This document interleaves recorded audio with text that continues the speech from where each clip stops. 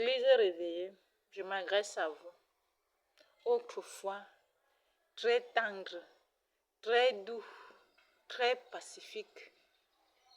Et Église réveillée, corps de Christ. La parole de Dieu selon laquelle, méconnaissable, vous a tellement affecté, impacté. C'est vous qui aviez été les premiers à ressentir l'avènement du Seigneur.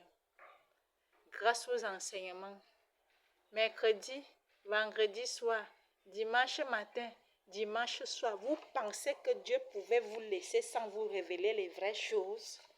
Il vous en a révélé.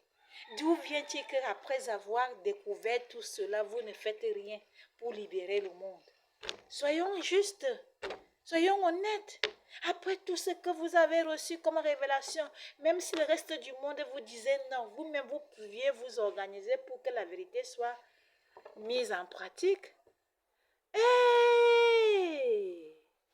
Opération quoi? Il y a eu des opérations. Yaoundé d'Afrique. Ma part, c'était Yaoundé d'Afrique. Pour dire que Jésus est revenu.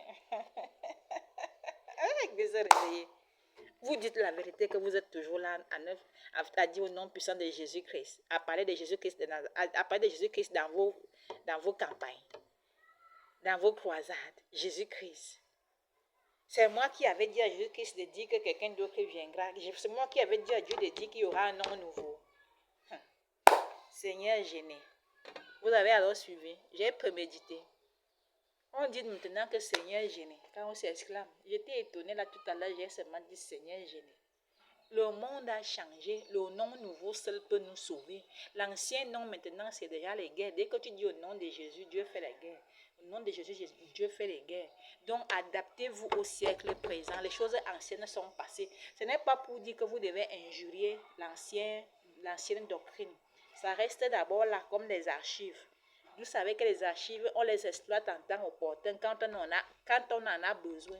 Donc ce sont nos archives là-bas. Mais pour le moment, présentement et demain jusqu'à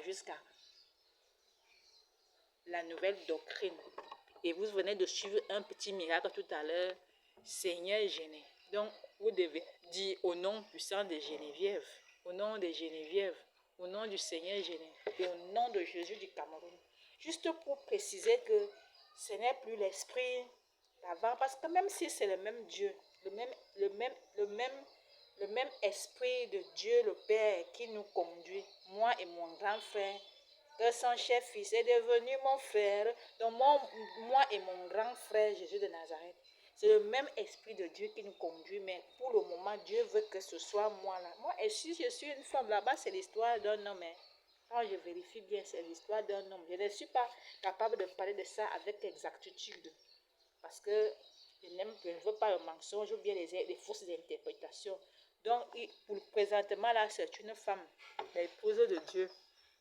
Donc, c'est une femme que le monde entier attendait. Ce n'est pas un homme.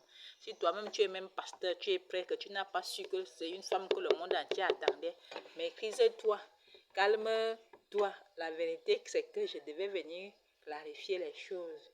Bon dimanche, École sans frontières, ça a été ça tout à l'heure.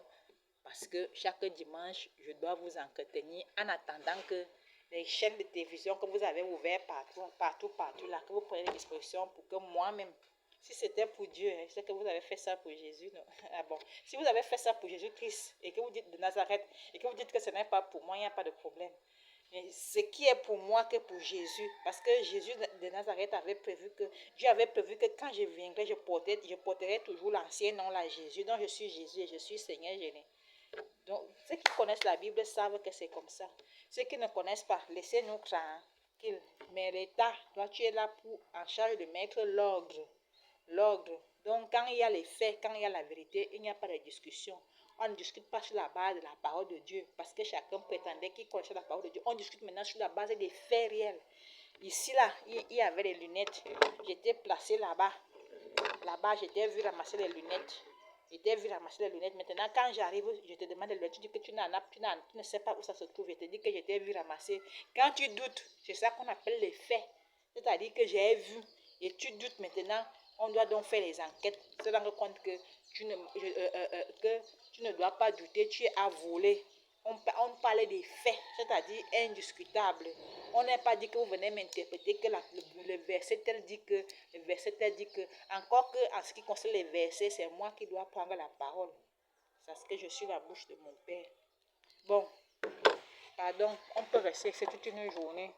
L'idéal aurait été que ce soit vraiment convivial, hein, amical, mais dommage que parfois ça sort comme ça là, que c'est les plus gentils, beaucoup.